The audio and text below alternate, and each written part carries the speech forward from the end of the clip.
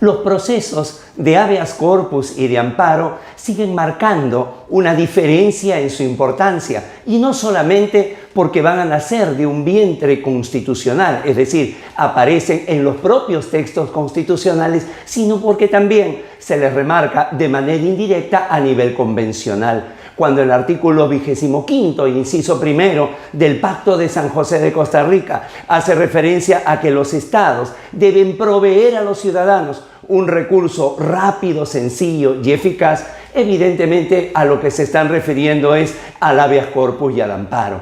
Pero ocurre algo paradójico. Mientras en toda Latinoamérica y en el mundo no existen dos procesos de amparo similares, siempre van a haber algunas diferencias en la regulación entre uno y otro, no ocurre aquello con el habeas corpus. Más bien el habeas corpus parece ser aquel proceso en que el ADN es común. Y este habeas corpus como que de alguna manera se ha ido volviendo más complejo en su composición, sobre todo porque ya no solamente, como en sus orígenes, va a proteger la libertad personal, sino también los derechos fundamentales que le sean conexos. Y a partir de allí es que surge todo un abanico de posibilidades que nos lleva ahora sí a la necesidad de poder conocer cada uno de los habeas corpus. De eso hablaremos el día de hoy. Soy Guido Aguilar Grados y esta es una nueva entrega de Tribuna Constitucional.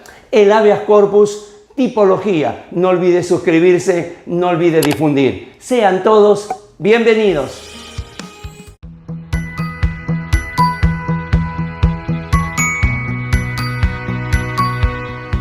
En la entrega número 13 de Tribuna Constitucional, en el amanecer del canal hace ya 4 años, realizábamos el primer programa sobre el habeas corpus, en el cual ensayábamos una suerte de tipología sobre la base de lo que había señalado el Tribunal Constitucional. Pasado todo este tiempo, a esa jurisprudencia que ha ido en aumento, hay que sumarle lo que la doctrina también ha ido distinguiendo. Y entonces hoy, el proceso de habeas corpus, que, insisto, no solamente protege el tema de la libertad personal o su amenaza, sino una serie de derechos conexos que pueden llegar inclusive a proteger a la persona hasta en los casos de tortura, lleva a una clasificación mucho más amplia. Lo que no nos podemos permitir es que esa amplia clasificación quede como difusa, quede como indeterminada. Entonces lo que acá vamos a proponer es la siguiente tipología.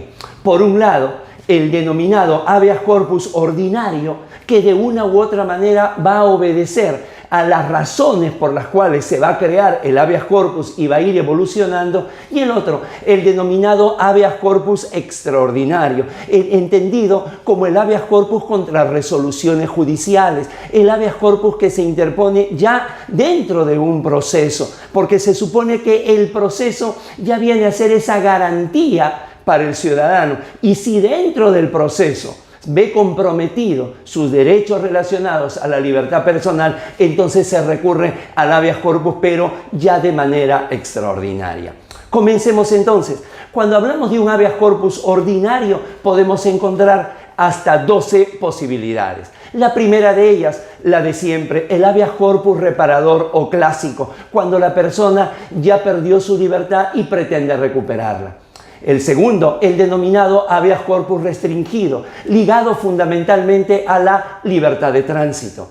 En tercer lugar, el llamado habeas corpus correctivo, donde lo que se protege es la dignidad de la persona y que está asociado normalmente a las condiciones carcelarias. Los habeas corpus correctivos normalmente son planteados por internos o por sus representantes. En cuarto lugar, el denominado habeas corpus preventivo, cuando todavía la persona goza de esa libertad, pero esa libertad personal es amenazada de manera cierta y además de manera ya inminente. En quinto lugar, el denominado habeas corpus traslativo, que se da por la vulneración del plazo razonable y que entonces acá ya conlleva a que si se declara fundada la demanda de habeas corpus, esto tenga una responsabilidad, una repercusión, una consecuencia en el juez responsable de esa vulneración.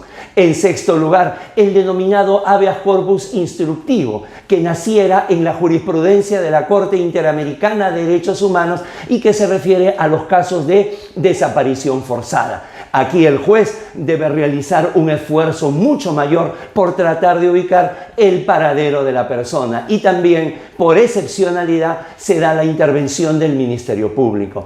En séptimo lugar, el denominado habeas corpus innovativo. Esto es, ya se había vulnerado la libertad personal, esa libertad personal ya se ha recuperado, pero de todas formas, lo que se busca es que no se produzcan vulneraciones similares en el futuro.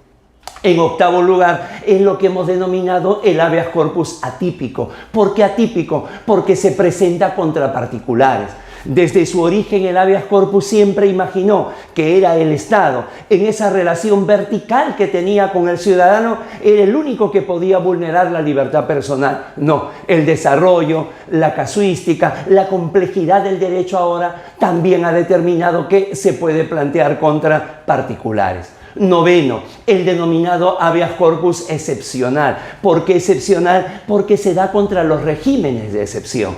Y es que en los regímenes de excepción, para el caso peruano, el estado de emergencia y el estado de sitio, se autoriza al Ejecutivo para que restrinja derechos fundamentales.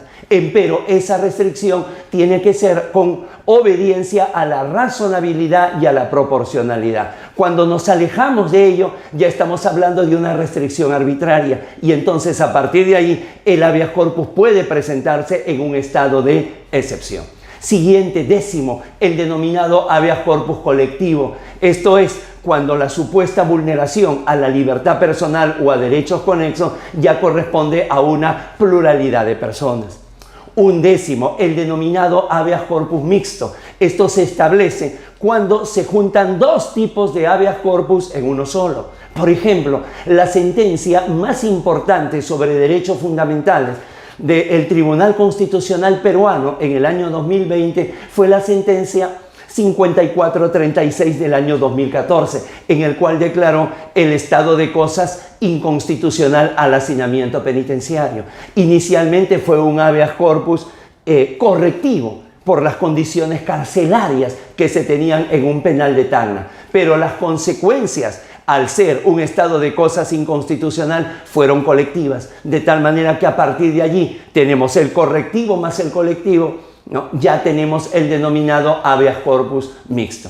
Y por último, la suerte de comodín, como se llamaría en las cartas, que vendría a ser el habeas corpus conexo. Esto es, cuando no se encuentra que esta protección de habeas corpus puede encajar en alguna de las otras 11 clasificaciones, por ejemplo, el derecho a tener un abogado, el derecho a tener un intérprete, siempre procede el habeas corpus con esa nomenclatura. Toda esta docena de posibilidades en el llamado habeas corpus ordinario. Y por otro lado, el habeas corpus extraordinario, como ya hemos señalado, es aquel habeas corpus que se establece contra resoluciones judiciales. Cuando son resoluciones judiciales provenientes de un proceso ordinario, de un proceso penal, ahí estamos hablando del habeas corpus residual. Sigue la misma ruta, sigue el mismo derrotero que el amparo contra resoluciones judiciales, con la única diferencia que lo que se tiene que asegurar es que en la vulneración del debido proceso o de la tutela procesal efectiva esté ligado a la libertad personal. Y cuando se establece ya la demanda de habeas corpus, pero ya no contra una resolución de un proceso ordinario, sino de un proceso constitucional, de otro habeas corpus, lo que se ha denominado habeas corpus contra habeas corpus, estamos ante el llamado habeas corpus reflejo, una suerte de espejo. Como ustedes podrán apreciar, estas dos últimas clasificaciones son verdaderamente extraordinarias. Cada vez que nosotros podemos explicitar esta tipología, siempre aquellas voces contrarias que siempre deben haber, porque nos permite cuestionar lo que decimos, porque nos permite aprender, nos dicen seguido, pero esto es absolutamente teórico, en la práctica sirve de muy poco. Discrepamos, en la práctica sirve de mucho. Plantear una demanda de habeas corpus con su apellido, plantear una demanda de habeas corpus especificando no solamente le da la posibilidad al juez de poder enmarcar nuestro reclamo, sino que, si bien es cierto, la vulneración del derecho fundamental, la narración de los hechos y todo ello resulta ser la esencia, le da un barniz, le da un brillo distinto, le da una profundidad diferente que es la que se necesita al actuar nuestros procesos constitucionales. Nada más, muchísimas gracias por su atención. Nos vemos pronto. Permiso.